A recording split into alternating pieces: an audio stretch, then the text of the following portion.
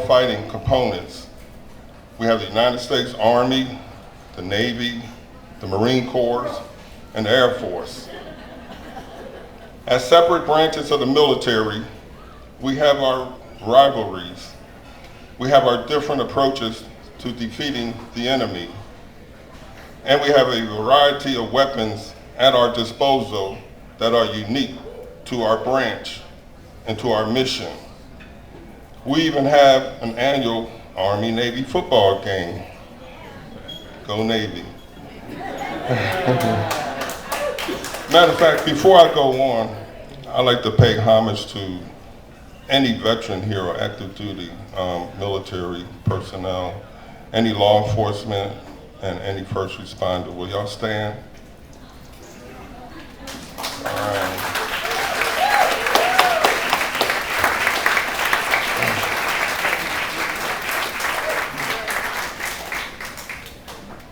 Now, when the United States is threatened or one of our allies is assaulted, we come together, and we come together as one fighting force. And together, we make our adversary wonder why, of all nations, why did they have to pick on us patriotic Americans? Now, mind you, the military is made up of whites, Hispanics, blacks, and Asians. We all have our cultural differences. We all have our issues with each other on some level or another at times. But my point is that when we as a group and when we as a nation are threatened by another country or another fighting force, we put aside our differences and we unite and we go after those who would rain down bullets, bombs, and missiles on us and our country. But how is that, one may ask? How can we be so different and yet come together during a period of crisis? Like many people go into marriages or relationships, they do it for various reasons. And no, for some, it's not always about love. Likewise, in the military, people sign up for various reasons. The only difference is that once we are in, we are made to understand why we, as a fighting force, exist and what our overall mission is.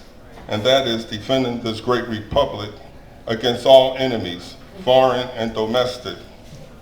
And that is why we come together in times of crisis. A better understanding of this, as borne out in history, is the battle at Thermopylae in ancient Greece, when 10,000 Greeks, led by 300 Spartans, defended their country against the invaders known as the Persians. Today, the Persians are known as Iranians, and they're still up to no good. Now understand that Greece was not a united country in their time. And I'm talking about states that often competed and often went to war against each other, namely Athens and Sparta. But when threatened by King Xerxes of Persia, 10 years after his father Darius invaded Greece and lost, the Greeks knew they had to get together and reunite. They knew that the threat was real, and they knew that in order to survive this brutal Persian invasion, they had to come together. They could fight each other another day, but now they have bigger problems. As history has it, the Greeks defeated the Persians in a battle that lasted a year. In the end, they prevailed against this massive and overwhelming army Persia brought to its shores. Now remember, the Greeks, there was only 10,000 of them. Xerxes is said to have had up to 200,000. Oh yeah. And I'm sure some of y'all seen the movie, 300 Spartans, and the one that came out like 10 years ago, the Spartans, or the 300. As Republicans, we are facing a major battle today as well. It is called progressivism, socialism, and outright communism. And waging this war against us is the Democrat Party. The enemy is not over the horizon. They are here on our shores, and they're in the halls of Congress, and in the private sector, and in the media, and in entertainment, and in our school system. Their aim is not to just defeat us, but to bury us 6 feet below. Contrary to what you may want or hope for, the left has no interest in compromising with us or this president. That is, unless it's on their terms. And their terms are surrender for us. Otherwise, their aim is to take us and our party down, and by any means necessary. We are in a battle for the heart and soul of this republic, and we need to, stand up and fight. We need more warriors. We need more activists. In this political arena, we need more people to become Republicans. Now, just like in marriage, like I said, people get into marriage for various reasons. Well, when people become Republicans, it's no different. Some become Republicans because Republicans are pro-business. Others join our ranks because it is a family tradition. And then there are those who join because the values and mission of the Republican Party are those close to their own beliefs and value system.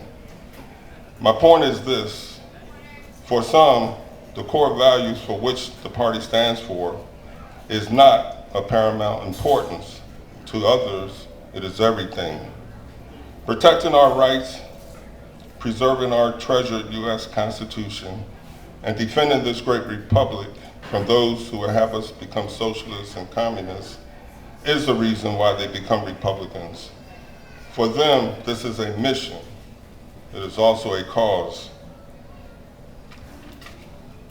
Some in our party, much like in the military, when we must go up against an enemy, will be quick to tell you, this is not what I signed up for. And I'm sure y'all heard that before. Well, same thing in our party, we have people who will say, well, this is not what I signed up for. As though, defending our country and our way of life is a viable option that we have. Again, we need freedom fighters, and we need battle-hardened warriors if we are going to survive. But we will never be victorious if we do not come together and unite as one and for one cause, that cause being the defense of our country, our values, and our traditions. This cannot be accomplished if there is infighting amongst ourselves, and it cannot happen if half of us sit at home and sit this next election out. It cannot happen if we become independents, some of us. We should always think about our founding fathers and what they had to go through against the mightiest country on the planet at that time, which were the British. They did not give up. They did not retreat. You know anything about Valley Forge? You know how they suffered through the winter. Most of them didn't even have shoes or socks, but they stayed the course. That's because they were united. So that is why I consider this the utmost of importance. Our coming together is more than essential, it is necessary. After all, this is about the survival of our country. Our platform to get our message out is sparse and few. We have Fox News and some social media outlets, and we have talk radio. The left, they have CNN, MSNBC, PBS, NPR, Hollywood, fake news, the unions, our educational system.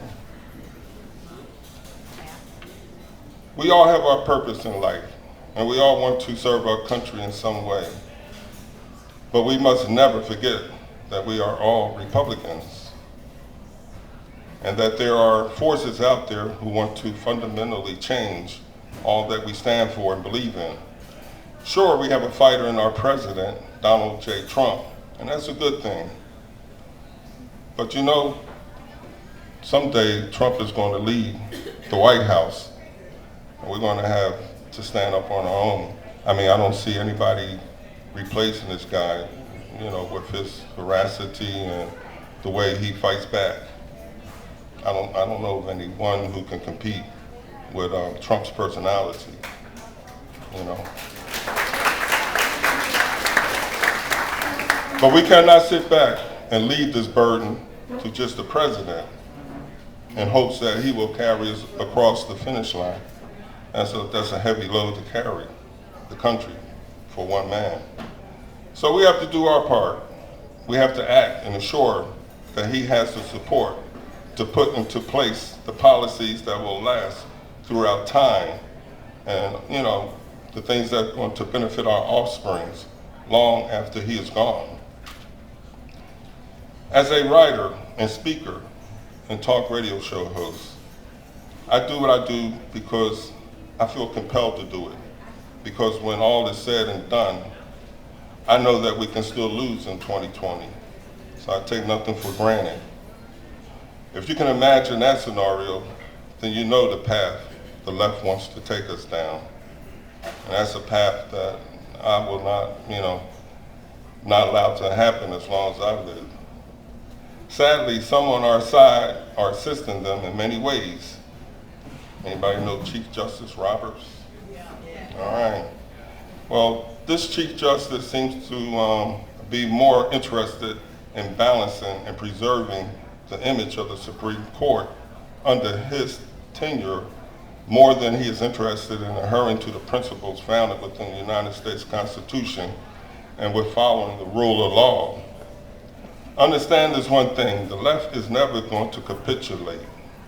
They are patient, and they are ever scheming. They are never going to stop trying to destroy this great republic and replace it with its destructive and failed policies. My question for you tonight is this: 5 to 10 years from now, what are you going to be remembered for as a group? Are you going to be able to say that you did your part in defending this republic beyond voting Republican? I hope so. If you truly love this country and you want to put a stop to this ungodly madness coming from the left, then we must stand together and join forces. I ask you to remember this theme throughout 2019 and 2020 and beyond, and that is, to stand strong, we must stand united. Thank you.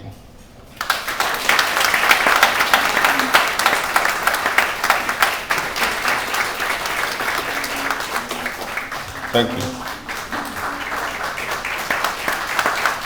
Any questions? Any questions? What is your radio show? It's a blog talk radio show. It's called Southern Sense. We air Fridays 3 to 6. So if you got the internet, or you can Google it, Southern Sense Radio. We have people on like Colonel Alan West, Judge Janine Parrow, I've interviewed, Diamond and Silk. Where do you do the interviews at? Where? I do it from my laptop. This is 2019.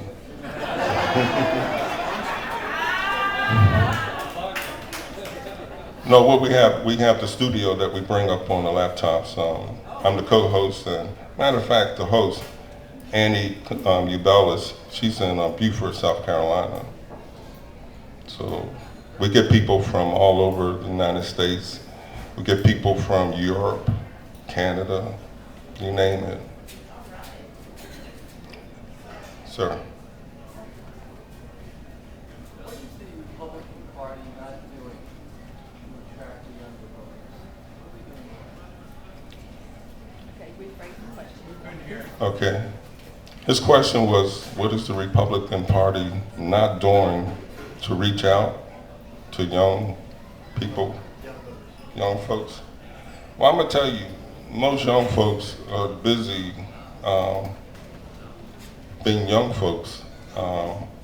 If you're talking about college-age kids, we have a disadvantage there because most of these kids were brought up in public school system, or what we like to call government-run schools. So they've been indoctrinated, and they've been brainwashed.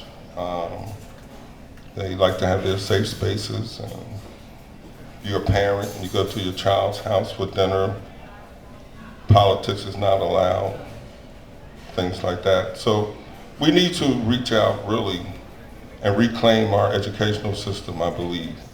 We have to start somewhere, and I think that's a good place to start.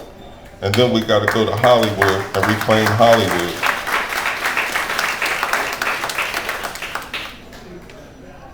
I hope that answers your question somewhat.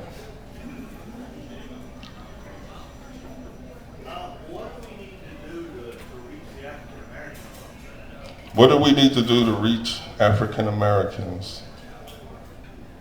That's a good question because it is very difficult. They have been brainwashed the most. I have a family member and black friends who won't talk to me because I'm a Republican. But there are some open-minded, there are some critical thinkers out there still. And those are the people I'm trying to reach. I do have what we made up a couple of years ago in the REC called Palm Cards. And it has a brief history of the Republican Party and what we have done for blacks. Matter of fact, there's a close relationship between the black community, a historic close relationship between Black America and the Republican Party. I mean, after all, this is the party that liberated blacks. This is the party that saw that they had, the right to become citizens and the right to vote.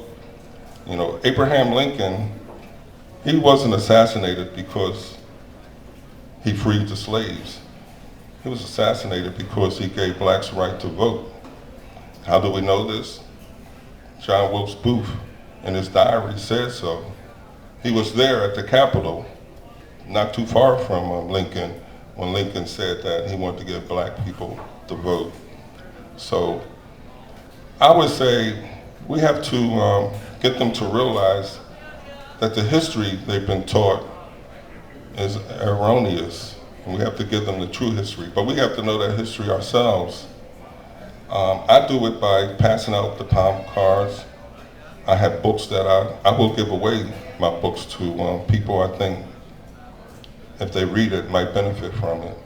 Because a lot of them, it's not really that they're ignorant, it's just that they just don't know that there's another story out there. So I would say, learn the history of the Republican Party. Learn that back in the days of Reconstruction, 80-some% of blacks were Republicans. Let them know that the Republicans are the only ones who voted overwhelmingly for the Civil Rights Act. And this all didn't see, a lot of them are taught to think that civil rights movement started in the late 50s and the 60s, and that the Democrats championed that, but that's not true. There were at least 5 different civil rights bills going way back to 1870. And they don't know about it because it's not being taught, it's being withheld. So like I said, we have to reclaim our school system and put true history in there and get all this other communist, progressive nonsense out of there.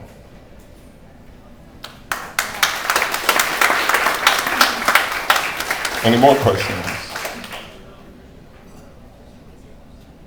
Have y'all had dessert yet?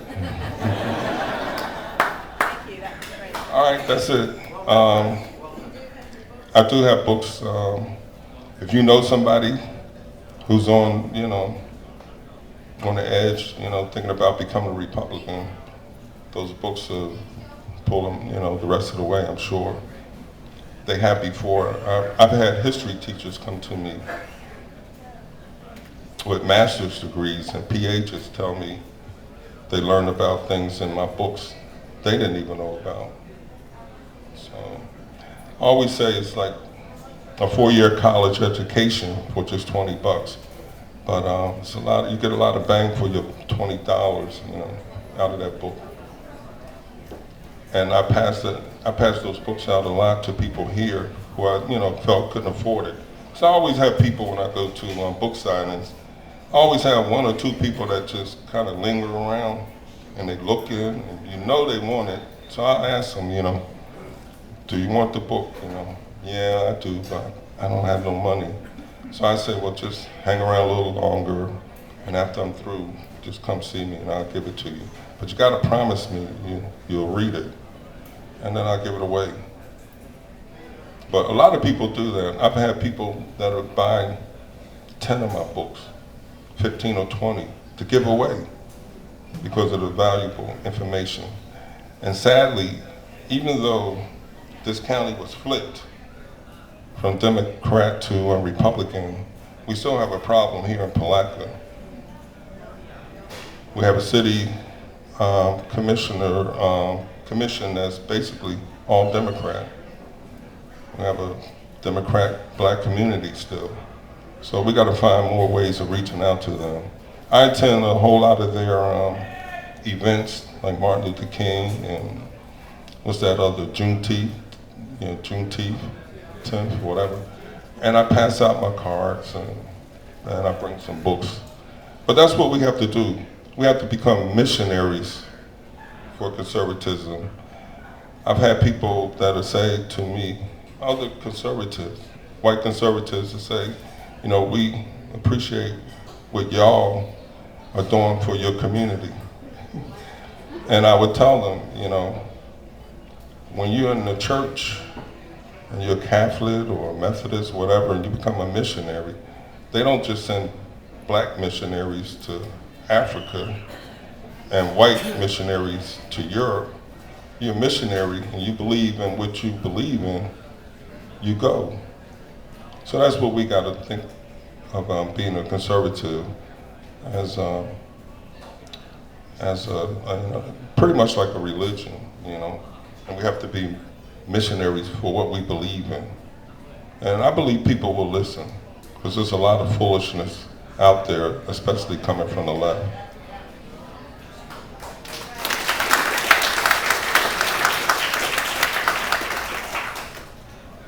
Yes, I was amazed in recent months even. I thought I knew a lot about American history, especially since I listened to David Barker a lot.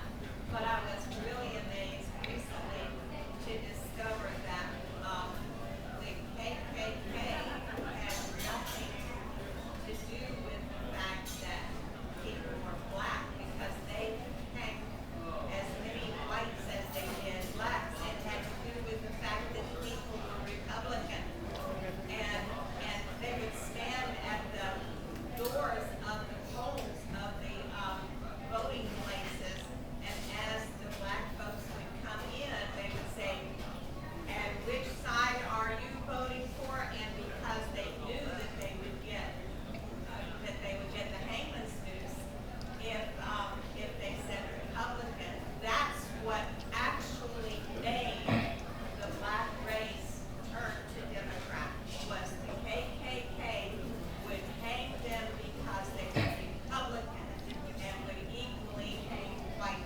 Republicans. Wow. Well, that's true. A lot of people don't know it, and I tell this to other blacks when they tell, come to me with this air about them. Well, what have white people ever done for the black community? I get that a lot. Well, maybe 30 years ago, I wouldn't know how to answer that, but now with the knowledge that I have, and I was a political science major over at UNF in Jacksonville, and one of their best students. I got a good answer for that now.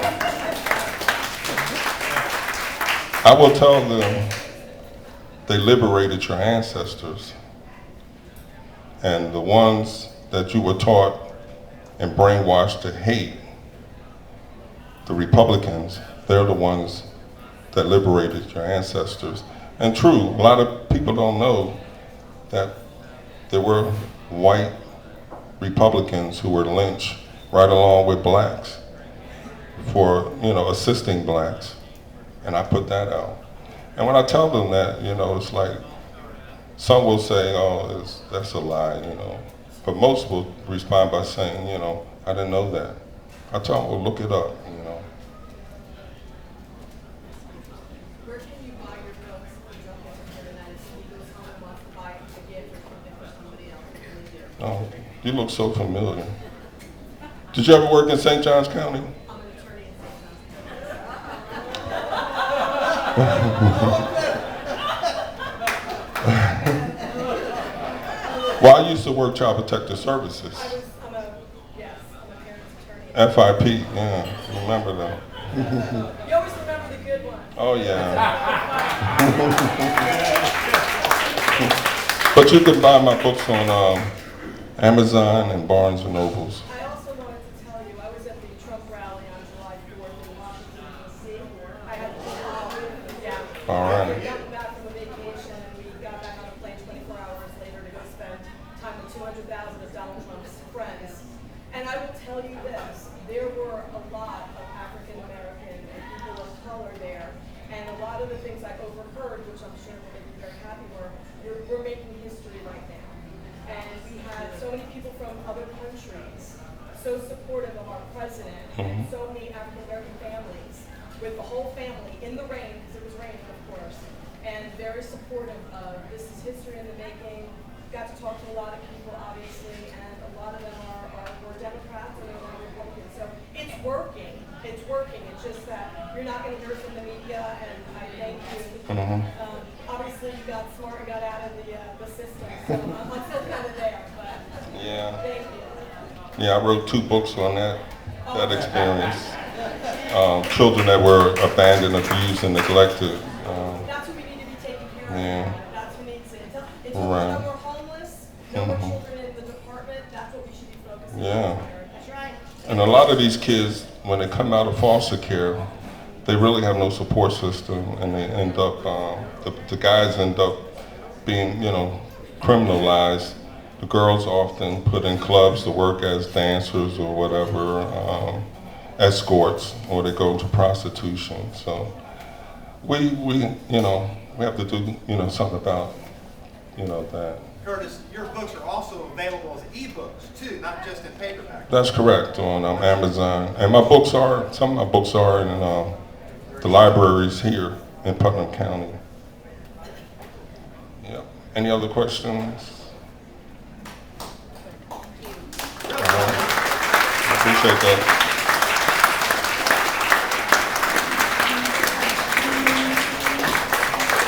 Thank you. Thank you. I got one other thing. Some of y'all, I've been in the South too. You may have heard of K. Carl Smith. Well, we're going to join forces and try to work very hard to reach out to the black community. So, we remain positive because 2020, that's it. If we don't win, that's it. AOC takes over then.